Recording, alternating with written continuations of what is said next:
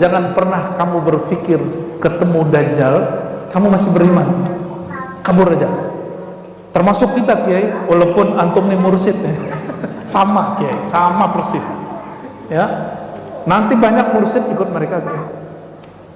Nih tinggal lihat aja nanti, banyak mursyid, jangankan ketemu sosoknya, ketemu isunya sudah ikut. Nanti banyak mursyid, banyak Kiai ikut. Assalamualaikum warahmatullahi wabarakatuh. Sahabat yang saya banggakan, kita selaku umat Islam meyakini bahwa Nabi Isa akan turun ke muka bumi karena beliau saat ini diangkat oleh Allah Subhanahu wa Ta'ala. Namun sebelum beliau diturunkan atau turun ke muka bumi atas perintah Allah, akan mengatur, akan menertibkan, membantu syariat Nabi Muhammad SAW. Sebelum itu akan turun yaitu Dajjal yang akan memporak-porandakan ajaran, pemikiran, dan akidah umat di muka bumi ini, khususnya umat Islam. Bahwa Dajjal, para ulama, tanda-tandanya sudah turun dan ajarannya juga sudah ada. Nah, oleh karena itu maka Rasulullah SAW menganjurkan kepada umat Islam agar kita selalu mengamalkan, terutama di malam Jumat atau hari Jumat, mengamalkan membaca surat Al-Kahfi. Ini disampaikan hadis Rasulullah SAW bahwa barang siapa yang hafal 10 ayat di awal surat Al-Kahfi, maka akan dipastikan terlepas atau terhindar dari fitnah Dajjal. Oke, itu mari kita saksikan ulasan dari Buya Ar-Razi Hasim tentang Dajjal. Disebutkan dalam hadis Imam Muslim, yanzilu Isa akan turun di satu tempat namanya Manarah Baida, menara putih. Itu tempatnya di mana? Tempatnya di negeri Syam. Yang negeri Syam mulai dari 2000 berapa ya? 2011 Pak, 12 konflik, dan baru konfliknya kemarin itu tidak sedikit ulama yang disembelih, tidak sedikit masyarakat yang jadi korban. Karena yang berjuang di sana tidak hanya mujahid, tapi mau jahat banyak. Aliran-aliran kelompoknya banyak. Lebih dari 15, bahkan ada teman kita yang kuliah di sana mengatakan 20 lebih kelompok. Itu masing-masing punya kepentingan sendiri dan punya cita-cita sendiri. Jadi tempat ini karena disebutkan di hadis Nabi akan turun Isa di negeri Syam namanya Manarah Baida. Ternyata itu pengkhabaran di mana turun Nabi Isa, berarti di situ negeri tempat banyak fitnah dan huru-hara. Itu maksudnya. Itu semua Allah ciptakan, Allah biarkan itu terjadi, menunggu dan menyongsong kehadiran Sayyidina Isa. Dan Sayyidina Isa itu simbol kematian Dajjal. Bapak Ibu, kenapa Dajjal Nabi Isa ini gelarnya sama-sama Al-Masih? Apa arti Al-Masih? Masaha, yamsahu, mashan, masihan, mamsuhan. Apa artinya? Ini apa? Kalau orang belajar fikih berwudu, surat kelima ayat ke-6, wamsahu biru'usikum. Apa artinya? Setelah membasuh wajah, tangan, kalau membasuh itu wagsilu, kalau wamsahu usap atau urap. Usaplah atau uraplah. Apa yang diurap? Kepalamu. Sayyidina Isa jika jumpa orang sakit, orang lepra, kusta, orang lumpuh, cukup dia urap kepalanya, jadi sembuh. Atau ditiup, Ada orang nggak percaya beliau siapa, dia ambil tanah, keluar menjadi burung. Tapi beliau mengatakan apa? Biiznillah. Ini terjadi karena Allah. Kalau orang bikin sulap hari ini, itu karena hebatnya dia ya. Bapak Ibu ini kalau pinter atau buat karya, didaftarkan ke hak cipta, supaya ini disebut ini ciptaanku. Wah, itu jadi tandingan Allah tuh ya. Tapi kalau Nabi Isa bisa menciptakan burung, dia katakan apa? Ini dengan izin Sang Maha Pencipta. Bisa menyembuhkan orang dengan izin.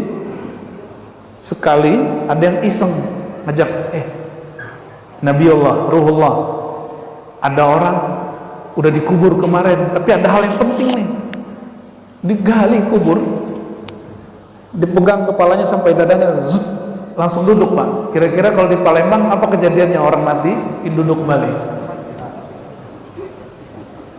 hidup lagi deh. Ngeri kan? Ya. Kalau orang kita taunya orang pocong ya, takut sama orang hidup, orang mati. Tidur samping kita orang hidup, satu lagi orang mati. Mana yang bahaya? Hah? Orang hidup. Terus kenapa ini takut sama kuburan? Jadi kita ini beragama, kadang-kadang kita nggak praktekin agama kita. Jadi beragamanya penuh dengan ilusi, bukan penuh dengan akal sehat dan hati nurani. Sayyidina Isa diizinkan Allah dan dia mengerti izin Allah pada dirinya. Maka oleh Syekh Abdul Qadir Jilani disebutkan dalam kitab Ghunyah, Allah kasih Sayyidina Isa Al-Ismul A'zam, nama Allah yang agung yang menjadi kunci segala cara. Coba nih, mohon maaf, saya kasih kunci mobil, kunci alat bikin mobil, bisa bikin nggak? Yang bisa bikin siapa? Bisa benerin mobil nggak? Kalau bukan orang yang pakar, bisa nggak? Jadi antum ini mungkin sering dapat di internet, di YouTube atau di buku Al-Ismul A'zam. Ismul A'zam, jika berdoa dengannya doa mustajab. Jika berlindung kepada Allah dengan nama itu, Allah lindungi. Kok dicoba-coba nggak mustajab gitu ya? Tahu kenapa? Sama orang bukan orang bengkel dikasih kunci Inggris, dijadiin untuk mukul tikus, nggak kepake. Paham maksudnya? Ya, sama-sama dapat nama dan ilmu yang sama, tapi kalau tidak tahu caranya percuma. Sayyidina Isa itu tahu thariqahnya. Coba, nama Tuhan kita siapa? Kenapa kalau Kiai Hendra ngajar muridnya, kalbu muridnya bisa bergetar? Coba kalau antum sebut nama Allah, jangankan bergetar, kabur adanya. Karena beliau belajar sama gurunya, dikasih tekniknya, kaifiatnya. Jadi yang mahal itu di sisi Allah kaifiat, atau bahasa lainnya thariqah, berthariqah. Ini nggak nyuruh berthariqah, tapi menganjurkannya. Saudara-saudari kemuliaan Allah, Sayyidina Isa diberikan Al-Ismul A'zam, dan ternyata di takdir Allah yang sudah Allah tulis, dicatat salah satu takdir Nabi Isa, dia akan membunuh Dajjal. Yang Dajjal itu punya keahlian hampir mirip dengan Nabi Isa, namun dia bukan ruhullah, kalimatullah, dia ruh palsu dan kalimah palsu. Maka disebut Al-Masih Ad-Dajjal. Dajjal itu artinya sumber hoax, pencipta hoax, pembohong hebat. Itu arti daripada, apakah dia sosok ataupun dia satu makna? Dua-duanya, dia sosok dan dia juga makna. Makna akan muncul sebelum sosoknya datang, sebagaimana nama Sayyidina Ahmad muncul sebelum sosok Muhammad bin Abdullah Sayyiduna wa Syafi'una Sayyidul Awwalin, Sayyidul Akhirin terlahir 500 tahun setelah itu. Jadi sekarang makna-maknanya Dajjal sudah mulai muncul, tapi sosoknya belum dikeluarkan Allah. Izin Allah juga sih. Dajjal ini gurunya nggak sembarangan, Pak. Kalau gurunya profesor, minimal jadi doktor. Kalau gurunya mursyid, muridnya jadi mursyid. Kalau gurunya wali, muridnya jadi wali. Gurunya Dajjal, nama kecilnya adalah Samiri, bukan sembarang orang. Gurunya makhluk dari langit, tercipta dari cahaya, pemimpin para malaikat. Siapa dia? Jibril. Coba bayangin, adanya orang belajar sama Jibril, ngeri gak? Maka saya dapat suatu hikmah. Oh, kalau ada hari ini orang ngaku ngaji sama Jibril, siapa tahu dia makna-makna Dajjal itu. Siapa tahu dia beneran, siapa tahu bukan. Ya, jadi hati-hati ntar kalau dapat salam dari orang yang ngaku ketemu Jibril, hati-hati ente. Bisa jadi bener, bisa jadi bukan. Ada Pak cara ilmu biar tahu itu bener apa enggak. Sayyidina Jibril ketika terjadi sesuatu bandang di muka bumi, ada anak, yang anak itu lahir dari orang menyembah berhala dan melakukan hubungan suami istri di tempat berhala. Yang nyuruh setan. Ini orang nggak pengen punya keturunan tapi pengen cara cepat. Datanglah ke dukun, ternyata ini bukan dukun herbal tapi dukun khurafat. Apa kata dia? Oh, kamu kalau mau punya anak cepat, nggak pakai lewat medis, itu ada kuil berhala. Kamu bikin anak ke situ. Semangat mereka suami istri datang ke sono. Udahlah itu datang ke kuil, di situ banyak berhala. Datang ke tempat berhala, kalau orang beriman, imannya batal nggak? Anggaplah itu tempat suci agama tertentu. Melakukan hubungan di situ, menghina, menodai bukan? Lengkap punya anak. Dan dia nggak baca nama Allah. Kata Nabi SAW, jika ada orang melakukan hubungan badan nggak pakai nama Allah, syaitan ikut serta di situ. Hati-hati itu yang sudah kawin, sudah nikah ya. Ente wajib baca nama Allah. Kalau nggak, ntar ada yang nembeng. Pantesan rasanya nggak puas. Obrolan 18 plus. Kita tutup dulu. Samiri itu lahir dari situ. Lahir dari 3 dosa sekaligus. Maka dia disebut anak syaitan, ibnus syaitan. Dibuang, terjadi banjir, ya, dibawa oleh Sayyidina Jibril ke suatu pulau, diajarkan di situ. Diajarkan nama-nama Allah, Al-Ismul A'zam, sama dengan Nabi Isa. Makanya dia bisa melakukan apa yang dilakukan Nabi Isa. Cuma ini palsu, hanya main mata, hakikatnya tidak. Bisa nurunin hujan, tapi bukan lewat malaikat rahmat, tapi lewat jin-jin yang menjadi pasukan dia. Siapa namanya tadi? Samiri.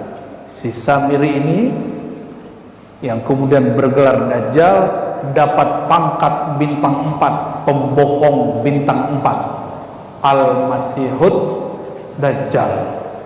Itu mungkin bintangnya 5 kali itu, kurang dikit. Dia bisa bikin burung juga.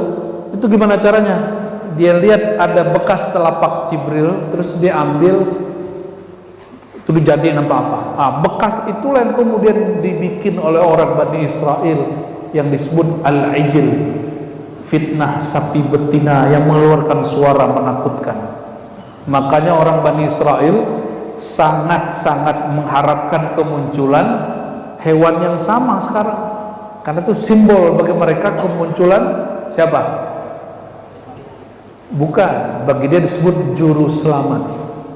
Jadi juru selamat versi mereka kita sebut Dajjal, juru selamat versi kita dia sebut Dajjal. Jadi kita saling Dajjal jagain, Dajjal loh, dia Dajjal juga kita. Ya, nanti kita fastabaqul khairat duluan mana yang mendajal-dajalkan ya. Itu Samiri al-Masihud Dajjal, diizinkan tahu takdir dia berakhir di tangan siapa? Berakhir di tangan Sayyidina Isa. Maka dia waktu Nabi Isa muncul, dia ingin membunuh Nabi Isa. Jadi yang nyamar jadi mantan jadi murid dia yang palsu itu orangnya, dan bahkan mungkin dia sendiri. Dan dia belum tahu Nabi Isa itu masih hidup sampai Nabi Muhammad SAW mengabarkan 500 tahun setelah itu bahwa itu Isa bakal turun lagi itu. Takut lagi tuh si Masih Dajjal, karena dia kalau ketemu Nabi Isa pasti kabur. Dalam hadis Muslim disebutkan seperti garam yang meleleh, kabur. Nah, ini rahasia nih ya. Jadi ente nanti kalau kedengeran nama Dajjal, jurusnya dua kata Nabi, kabur. Satu, jurus keduanya terjemahan saya sendiri, sebut Nabi Isa, kabur. Kalau Nabi bilang kabur, jangan pernah kamu berpikir ketemu Dajjal kamu masih beriman, kabur aja. Termasuk kita Kiai, walaupun antum nih mursyid ya. Sama Kiai, sama persis ya. Nanti banyak mursyid ikut mereka Kiai. Nih tinggal lihat aja nanti.